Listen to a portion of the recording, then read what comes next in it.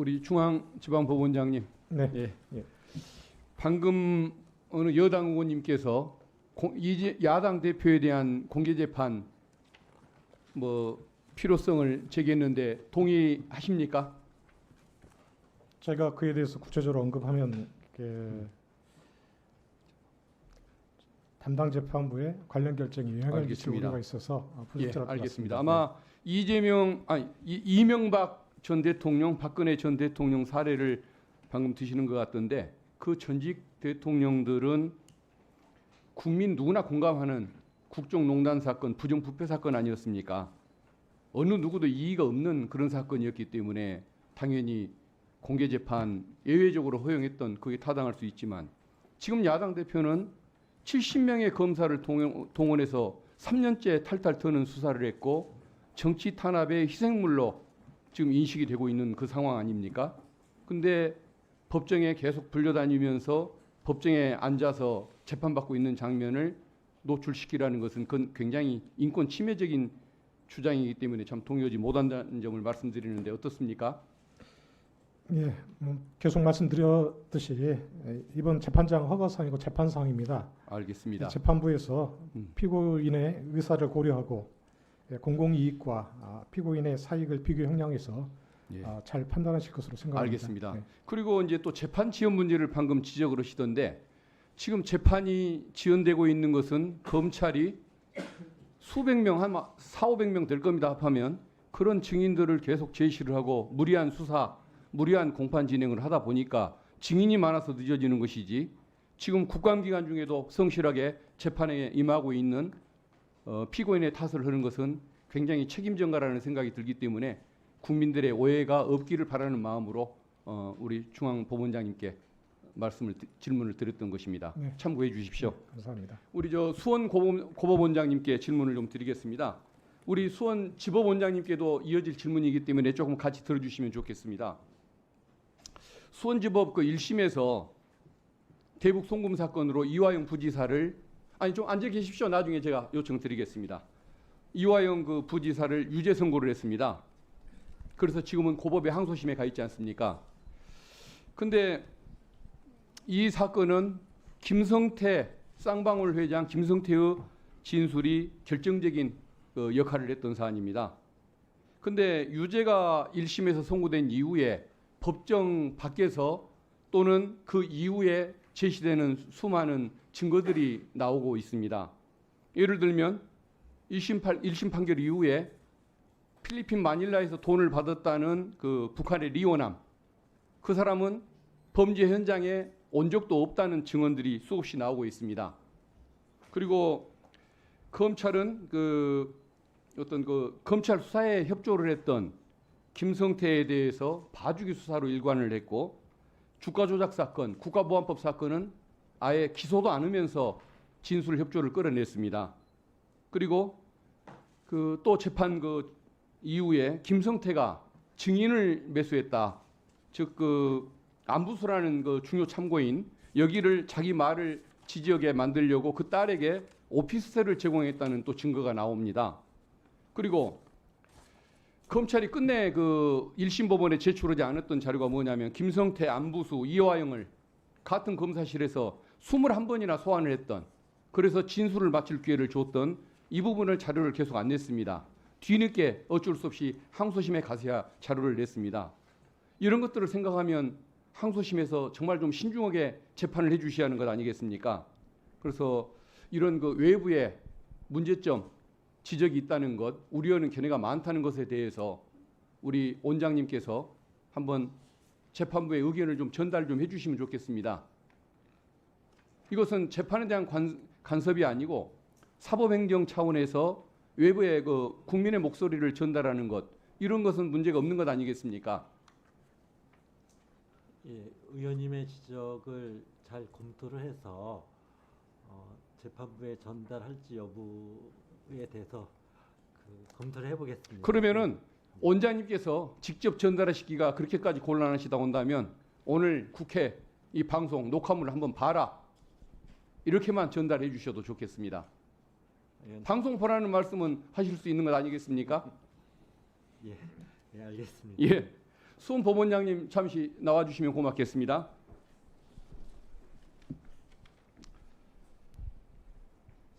이화영 부지사에 대해서 그 대북 송금 사건 1심 유죄를 선고했던 원심 재판부 수원지법 아닙니까? 예, 그렇습니다. 근데 그분이 또 하필이면 이재명 대표에 대한 사건을 또 맡았습니다. 이미 그 1심에서 이재명 대표에 대해서까지도 유죄의 심증을 드러냈던 재판부입니다. 근데 굳이 그 재판부가 계속 재판을 맡겼다고 고집하는 것, 그게 타당한 것인지 모르겠습니다. 어떻게 생각하십니까? 예, 우선 해당 사건은 저희가 임의로 배당한 것이 아니라 사건 배당 시스템으로 전산으로 자동 배당을 했습니다. 그 과정에서 배당권자의 임의성이 개입한 바가 없습니다. 그래서 아까도 말씀드렸지만 지금 관련 법령이나 예규에 공범에 대해서 재판한 경우를 제척 사유나 배당 제외 사유로 명확히 규정하고 있지 않습니다. 이러한 상황에서 공범에 대해서 재판을 했다는 이유로 특정 재판부를 배당에서 제외하면 오히려 배당의 공정성에 대한 오해를 불러올 우려가 있다고 판단을 해서 배당에서 배제하지 않고 공정하게 전산으로 자동 배당을 하게 되었습니다. 근데 그분이 1심 재판을 한 이후에 아까 제가 수원 고법원장님께 질문 드렸던 것처럼 돈을 받았던 사람이 현장에 있지도 않았던 증거들이 국정원 문건, 통일부 문건, 북한의 공문, 경기도 문건 등에 의해서 나타나고 여러 참고인에 의해서 진술이 되고 있습니다. 그러면은 그것은 그분이 어떤 의도를 가지고 얼마나 정확한 재판하려고 노력했는지는 모르겠지만은 어쨌든 객관적인 자료와 어긋나는 결과인 것이 드러나면서 불신을 초래하고 있는데, 그렇다면 오해를 피하기 위해서라도 재배당을 한번 고려해 줄 만도 한 것 같은데 왜 계속 하신다고 그러는 걸까요? 예, 그 판결 이후에 새로운 증거가 제출됐다면, 말씀드리겠습니다. 예, 새로운 증거가 제출됐다면 그 후행 사건에서 해당 재판부가 새로운 증거까지 종합해서 종전 결론에 얽매이지 않고 공정하게 판단하고 심리할 것으로 생각합니다. 진실에 적은 거짓이 아니고 편견이라는 말이 있지 않습니까?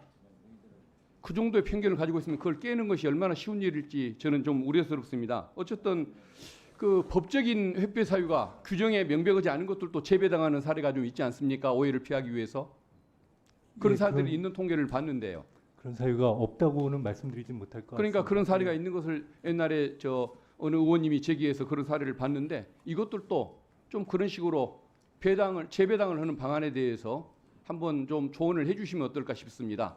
예, 재배당은 원칙적으로 해당 재판장이 재배당을 요구해야 예, 그러면은 검토를 직접 할수 말씀하시기가 곤란하면 이 방송이라도 한번 보도록 그렇게 전달 좀 해주시면 고맙겠습니다. 알겠습니다. 예, 네. 잘 알고 있겠습니다. 예, 지금 수원지법 법원장이십니까? 예, 그렇습니다. 그 박균택 의원님 질의와 무관하게 위원장으로서 한 말씀 좀 드리겠습니다. 잘 들어주시기 바랍니다.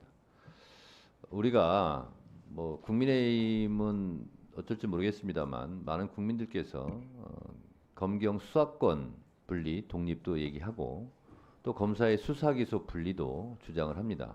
그 이유는 수사 기소 재판을 검사가 하면 수사를 한 사람은 기소하고 싶고 기소가 되면 유죄 판결을 받고 싶고 하는 게 인지상정 아니겠습니까?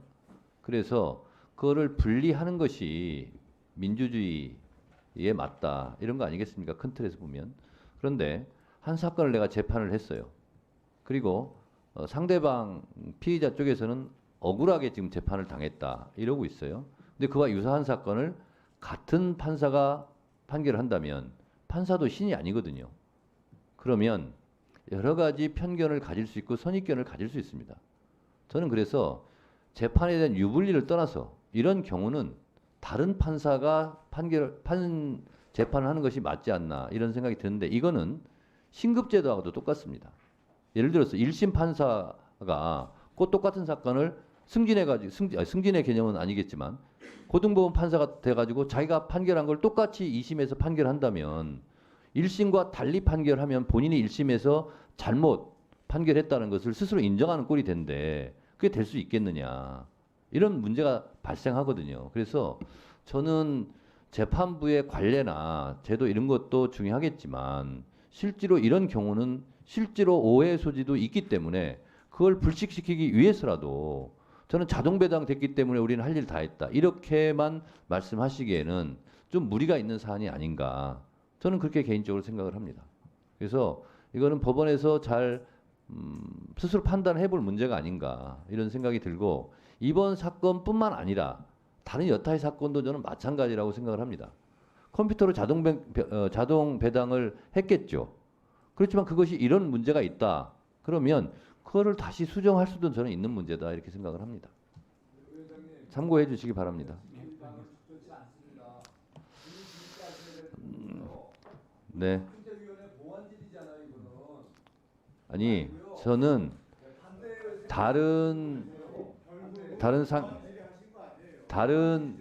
제가 오늘만 이런 얘기를 한 게 아니고요.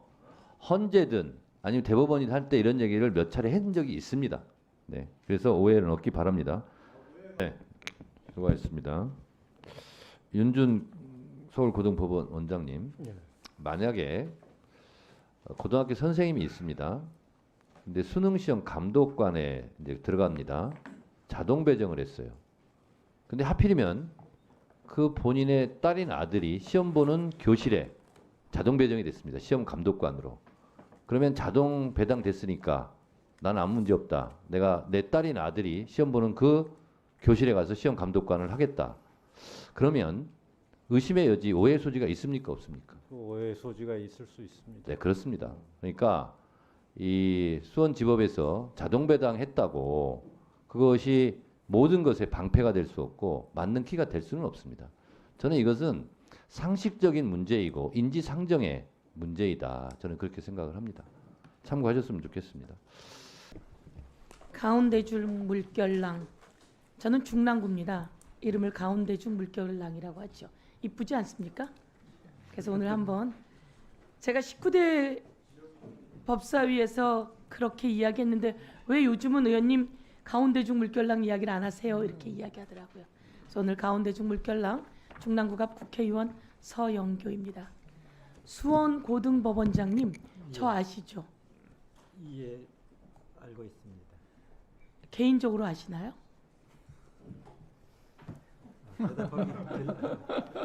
대답하기 좀 곤란하긴 합니다만. 예. 제가 고등법원장님이 귀한 판단을 해주셔서 오늘 이 자리에 있습니다. 맞죠? 그 부분에 대해서는 제가 어떻게 평가하기 어려운 것 같습니다.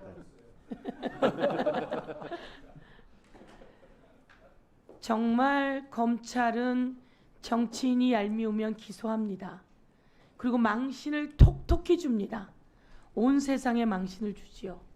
언론 브리핑을 통해서도 망신을 주고 톡톡히 줍니다. 그래서 그 사람 목숨이 끊어질 때까지 망신을 줍니다. 그렇게 하면 안 되죠.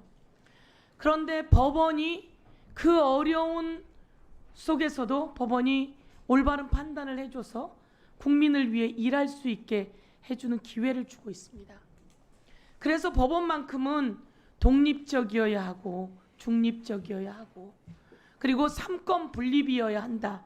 이렇게 말씀드리겠습니다. 첫 번째 장면 한번 들어봐 주세요. 윤석열 대통령하고 한동훈 국민의힘 대표가 만났어요. 표정 한번 봐주세요.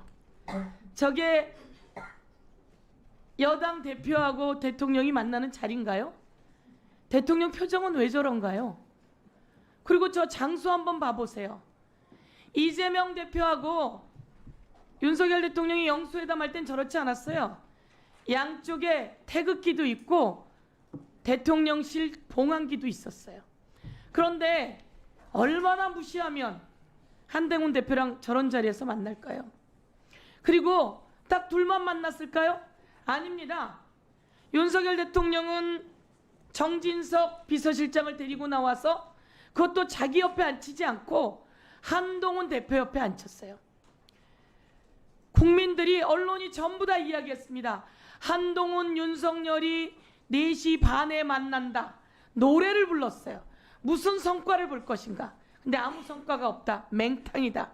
모든 언론이 그렇게 이야기합니다. 맹탕이다. 맹탕이다. 여당 대표를 자기 소나기에 발 아래 신하처럼 생각하는 표정 아닙니까?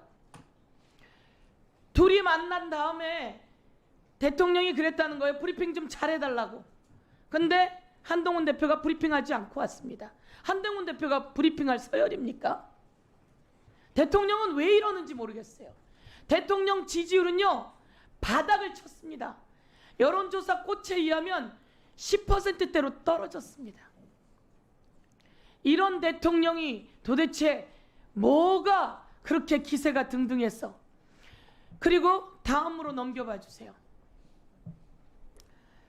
부인을 검찰이 불기소했습니다. 모든 언론이 이야기합니다.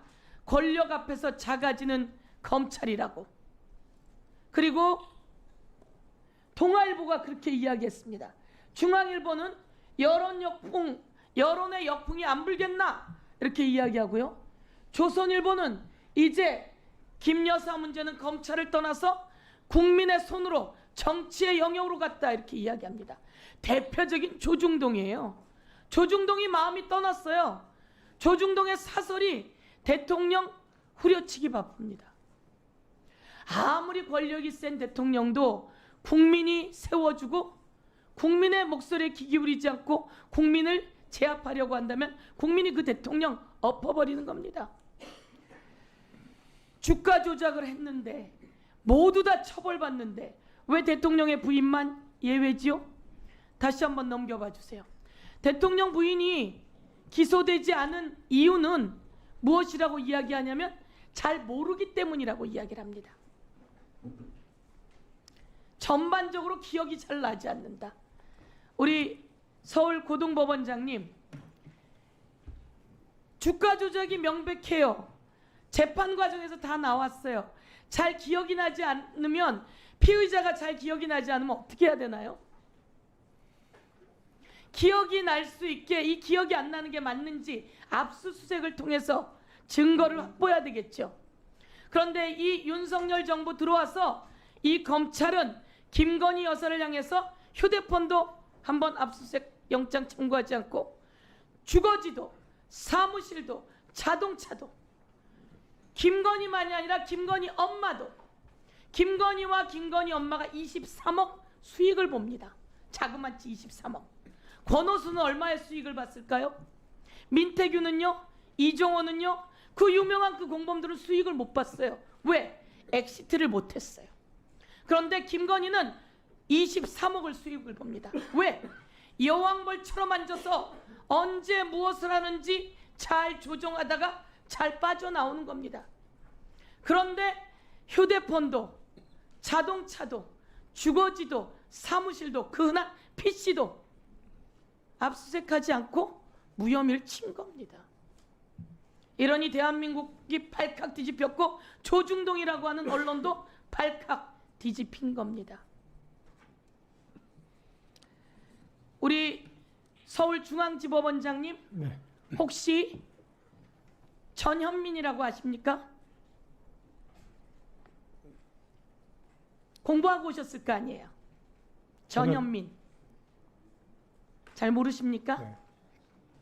그럼 노희복은 아십니까? 잘 모르십니까? 전현민은 누구냐면 국회에 법원에서 파견 나와 있는 협력관입니다. 업무는, 소속은 당연히 법원이지요. 법원에서 국회에 나와 있는 협력관이 전현민. 노희복은 여러분이 올 때 여러분을 뒷받침하기 위해서 온 행정관 노희복. 한 명은 사무관이고요, 서기관이고요, 한 명은 행정관입니다. 항상 여러분과 같이 오는데 잘 몰라요. 저도 몰라요. 그러면 혹시 우리 여기에 있는 파견 판사의 이름은 아십니까? 지금 질문에 답하기가 불편하시면 안 네, 하셔도 불편합니다. 됩니다. 예. 네. 그러면 양해 우선 주시기 이거는 바랍니다. 뭐 저기 우리 지방법원장님의, 서울지방법원장님의 IQ를 테스트하거나 이게 아닙니다. 그냥 자연스러운 우리의 일상이라는 말이죠. 우리는 이렇게 잘 모르기도 하고 같이 있지만 일을 같이 하지 않으면 잘 모릅니다. 그런데 이재명 대표는 자기는 성남시장이었고 성남도시개발공사의 기관에 국장이었나요? 그랬던 사람을 알 수 없습니다. 그런데 질문이 그겁니다. 개인적으로 잘 아나요? 이렇게 질문합니다. 여기에 대해서 내가 개인적으로는 잘 모릅니다 라고 하는 답변이 이게 기소가 되었고 이 세상을 떠들썩하게 하는 사건이 되었습니다. 저는 이런 일로 선거법 위반이라고 기소를 하는 검찰, 저도 마찬가지로 검찰에 의해서 기소가 되었고 변호사 비용이 거의 1억대 가깝게 듭니다. 그리고 그러나 법원이 제대로 판단을 해줘서 이 자리에서 또 국민을 대표해서 일하고 있습니다. 저는 우리 법원이 검찰이 자기 마음대로 대다수의 검사는 아주 훌륭합니다 하는 그러나 몇몇 정치 검찰의 정치적 행태에 대해서 법원이 정말 올곧게 잘 판단해 주시길 바라겠습니다. 그렇게 해주시겠습니까? 제가 재판 담당자는 아니었기 때문에 그 답은 제가 못 드리고요. 어쨌든 우리 법원 소속 담당 재판부가 서두에 말씀드렸듯이 권력이나 여론의 영향을 받지 않고 오직 증거와 법리에 따라 공정하게 판결할 것이라고 믿습니다. 예, 이상입니다. 네. 저도 제 비서관 이름이 기억이 안 나가지고 전화를 못 한 적이 있습니다. 어디 여기 갔는데 기차 시간이 다 됐는데. 사람은 다 그런 기억의 한계가 다 있습니다. 네. 네. 다음은 박은정 의원님 질의해 주세요. 네. 지금 윤석열 정부 들어서 그 권력 기관인 감사원, 권익위, 경찰, 검찰 모두 윤석열, 김건희 정권의 시녀가 아닌가 하는 비판을 받고 있습니다. 감사원은 대통령 관저에 대한 제대로 된 감사하지 않고 비난을 받고 있고, 국민권익위는 명품백 관련해서 어이없는 종결을 했습니다. 경찰은 경북경찰청은 최혜병 순직 사건 관련해서 임성근 사단장에 대해서 제대로 수사하지 않았다는 비판을 받고 있습니다. 검찰은 최근에 김건희 여사의 도이치모터스 주가 조작 범죄 혐의에 대해서 불기소 처분을 내렸습니다. 저는 법원이 우리 대한민국의 사법정의의 최후의 보루라고 생각을 합니다. 대한민국에서 지금 법관의 독립이 무엇보다도 지켜져야 되고 사법부의 독립이 지켜져야지 사법정의를 실현할 수 있을 거라고 생각합니다. 그에 나아가서 법원에서 언론의 자유를 반드시 지켜주시기를 부탁 말씀을 드립니다. 김정중 서울중앙지방법원장님께 말씀드리겠습니다. 지금 서울중앙지방법원에서 윤석열 대통령 명예훼손 사건이 재판 중에 있습니다. 맞습니까? 네. 화면 좀 올려주시겠어요? 네.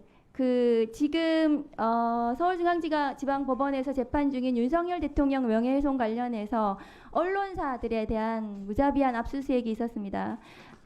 JTBC, 뉴스타파, 그다음에 뉴스버스, 소속된 봉지욱, 한상진 기자에 대한 주거지 등 압수수색, 이진동 뉴스버스 대표, 경향신문 기자, 그다음에 또 야당인 더불어민주당의 의원, 보좌관, 그다음에 민주당 소속 연구위원 등의 무자비한 압수수색이 진행이 됐습니다. 주거지까지 포함되어 있고요. 그런데 원장님, 대선 중에는 이 대선 후보에 대한 검증 기사가 많이 쏟아지는 게 맞지 않습니까? 그런데 그 관련해서 후보에 대한 허위 사실을 보도해서 명예를 훼손해서는 안 되겠지만, 정당한 검증 보도에 대해서 검찰이 그것을 수사로 한다면 그것은 언론 자유의 침해라고 저는 생각합니다. 그런데 지금 법원에서 너무나 많은 언론사와 언론사 기자에 대해서 영장이 발부가 되고 있다는 점에 대해서 국민적 우려가 높습니다. 지금 서울중앙지방법원도 마찬가지고요. 18개 지방법원의 압수수색 영장 발부율이 90%에 육박하고 있고요. 수사기관이 청구한 압수수색 영장 중에 10건 중에 9건 비율로 영장이 발부되고 있습니다. 이것에 대해서 원장님께서는 어떻게 생각하고 계십니까? 일단 언론기관에 대한 압수수색은 언론의 자유를 위축시킬 수 있기 때문에 최대한 신중해야 된다는 기조의 말씀은 공감합니다. 다만 언론기관이라도 그 활동에 범죄의 혐의가 있고 그 혐의에 대한 수사의 필요성이 있다면, 특히 또 압수수색이라는 강제 수사의 필요성이 있다면 수사도 진행이 될 수도 있다고 생각합니다. 지금 압수수색 영장이 청구된 데 대한 어떤 발부율이 90% 넘는다 이런 지적을 많이 해주시는데요. 실제 그 압수수색 영장 청구의 상당 부분은 경찰 수사 단계에서 검찰에 신청해서 검사가 청구한 영장, 대부분 보이스피싱이나 중고 거래 사기 등 범죄에서 그 거래에 사용된 계좌 그리고 연결된 계좌의 명의 확인하기 위한 그런 압수수색 영장이 많이 차지하고 있고요. 그 부분은 당연히 많은 국민들의 피해를 입은 범죄 사건이기 때문에 수사의 필요성이 높아서 거의 100% 발부됩니다. 그런 부분을 제외한 나머지 압수수색 영장 부분은 실제 발부율이 우리 중앙 통계에 따르면 77.8%로 지금 확인이 되고 있습니다. 그리고 또 일부 기각, 결국 이제 일부 발부죠. 그것도 전체 발부율로 지금 파악을 하고 계시는데 한편에서는 압수수색 대상과 범위를 면밀하게 검토해가지고 기각하는 것도 상당히 법원이 그 압수수색 수사에 대한 어떤 적절한 통제 방법이거든요. 그 내용을 조금 살펴보면 검찰이 직수한 사건에서 신청한 압수수색 영장 같은 경우는 42.6%나 일부 기각을 하고 있습니다. 그래서 법원은 나름대로 압수수색 영장 재판에서 법원의 역할을 다하고자 지금 최선을 다하고 있다고 저는 느낍니다. 네, 그런데 지금 원장님께서 말씀은 그렇게 해주셨는데 우리 판사님들께서 어떻게 생각하시는지 지금 좀 제가 보여드리겠습니다. 다음 거 보여주시겠어요? 그 다음 게 있나요? 됐습니다. 지금 제가 그 구두로 말씀을 드릴게요. 한국 형사법 학회 강제수사 절차에서의 기본권 보장 방안에 관한 연구 보고서에서 지금 법원 행정처 연구 용역을 주신 것 같습니다. 그래서 지난 3, 4월에 법관과 변호사 등을 상대로 이제 설문조사를 했고요. 근데 법관 117명 중에 지금 이 65%가 압수수색 영장이 사전신문제 도입에 찬성을 하고 계십니다. 그래서 이 압수수색 영장이 과도하게 발부되고 있다는 것에 대해서 판사님들이 동감을 하시는 것 같습니다. 그리고 사전에 좀 신문을 해서 이것을 제대로 판단을 해서 압수영장에 대한 규제가 법원 차원에서 이루어지면 좋겠다고 생각하시는 것 같거든요. 그래서 압수수색 영장 사전 신문제에 대해서 이제 제가 대법관 인사청문회 때도 여쭤보고 하면 법률로 지금 국회에서 만들어주기를 바란다 이렇게 말씀을 하시거든요. 그런데 지금 국회에서 법안을 마련하고 저희가 할 텐데 그렇지만 그 전에 지금 윤석열 정부 들어서 과도하게 압수수색 영장이 발부되고 있는 특히 지금 언론사에 대한 압수수색과 관련 기타 등등 여러 가지 정치적인 수사에 있어서 이것이 인권 침해적 요소가 크기 때문에 법원 차원에서 내부적으로 이 압수수색 영장에 대한 문제를 좀 개선을 할 생각은 없으신지 그 부분에 대해서 좀 묻고 싶습니다. 네, 구체적인 사건에서 압수수색 영장이 과도하게 발부됐는지는 지금 제가 구체적으로 확인은 안 되고요.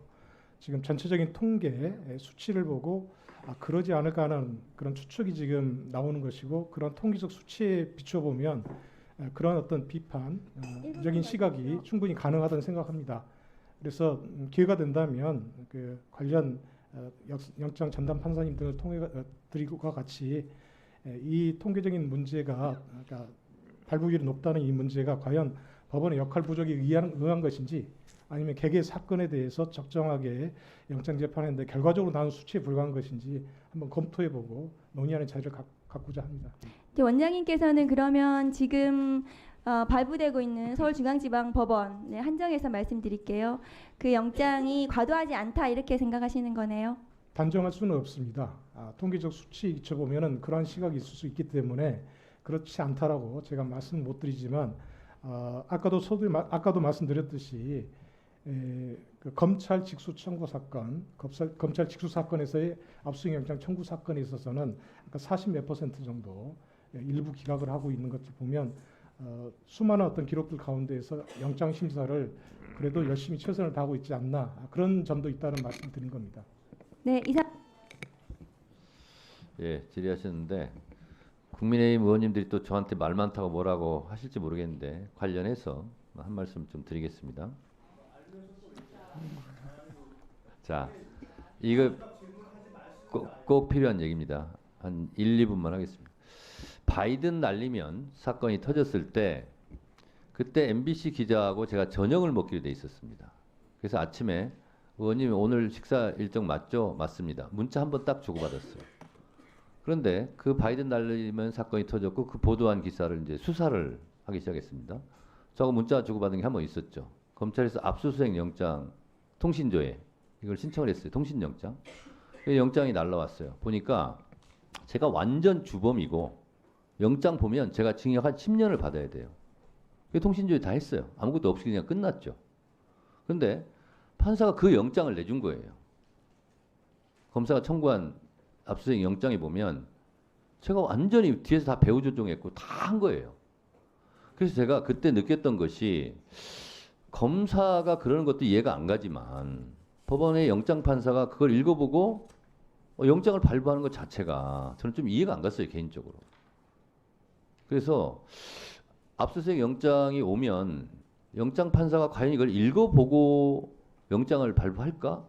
개인적으로 저는 그런 생각이 들었어요.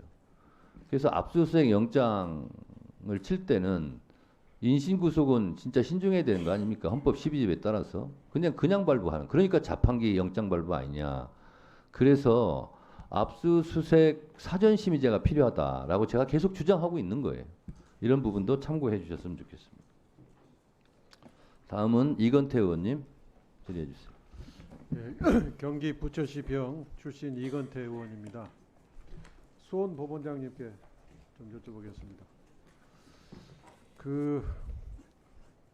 우리 고위 법관님들은 많은 사례를 통해서 그 판단 능력이 굉장히 전문화된 앉아서도 심리를 보는 그런 분들입니다. 지금 한번 생각해 보시기 바랍니다. 이재명 대표에 대해서 대장동 수사가 됐었고 그 사건이 잘 이제 안 풀리자 성남 FC 사건을 또 했습니다. 그리고 그게 잘 안 풀리자 위례 사건을 했고요. 그리고 또 이제 백현동 사건을 하고 쌍방울 대북 송금 사건. 그건 원래 이제 변호사비 대납 사건으로 출발한 겁니다. 그리고 이제 마지막 영장 단계에서는 한 5년 전에 이미 끝난 재판에서 들춰내가지고 이중교사 사건을 만들어냈습니다. 그러면 법관님들이 생각할 때 이것은 이재명을 표적으로 해서 집요하게 하고 있는 정치 탄압 수사다. 이렇게 판단할 수 있으리라고 저는 확신합니다. 검찰의 정적 죽이기 수사인데요.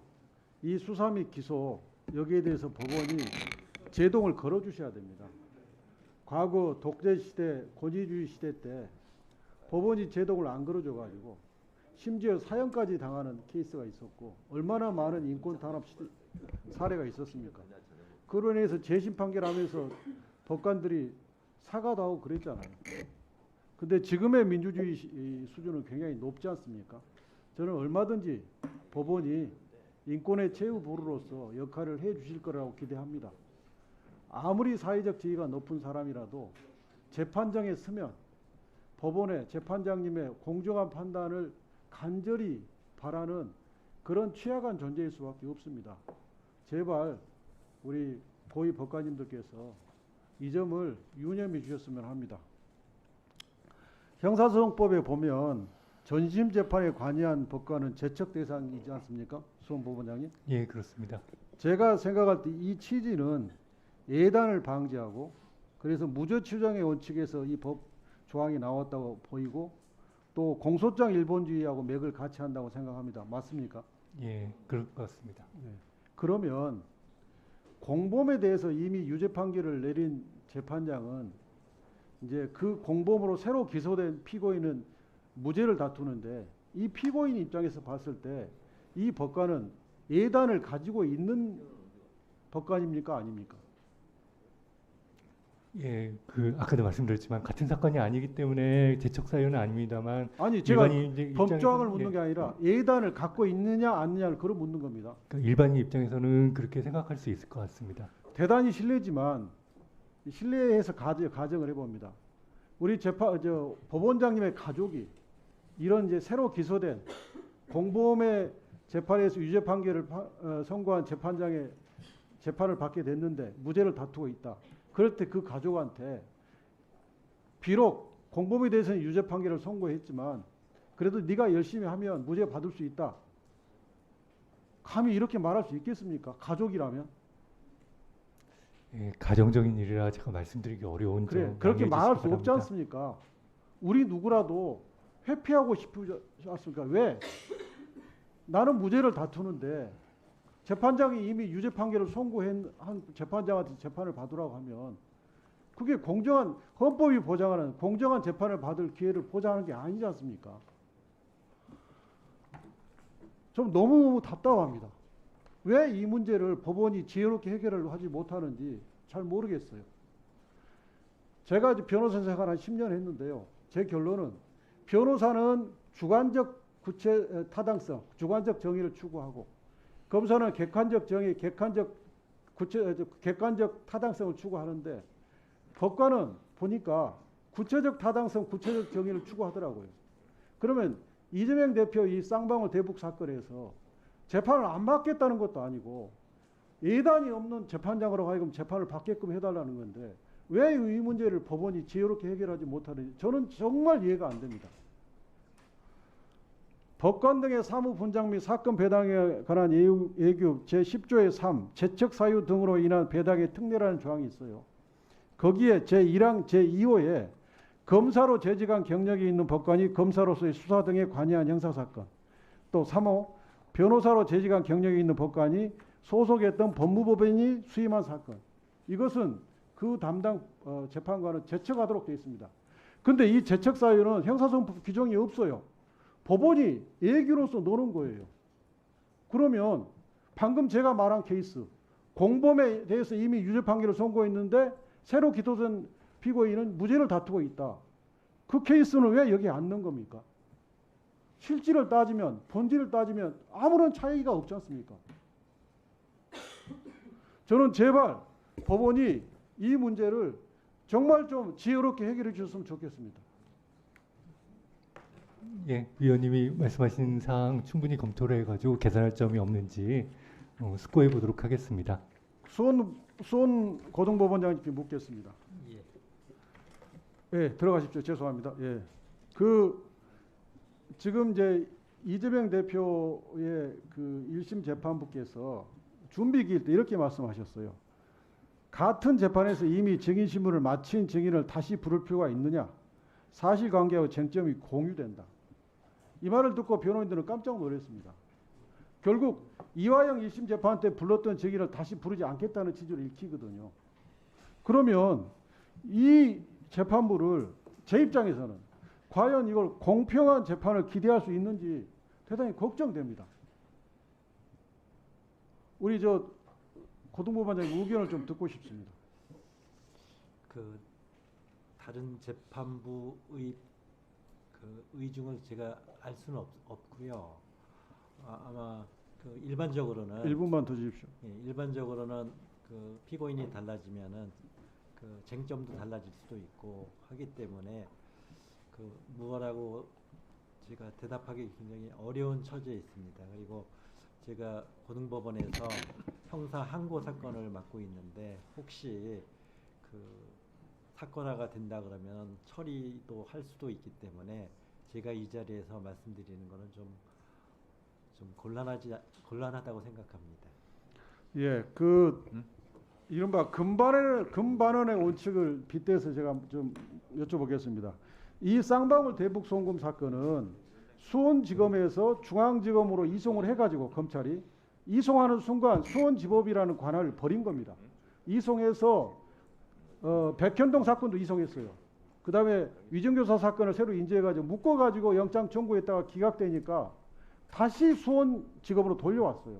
그러면 이건 금반원의 원칙에 반하는 관할 선택 아닙니까? 이런 것이 법원에서 좀 참작해 주셔야 되는 거 아니에요?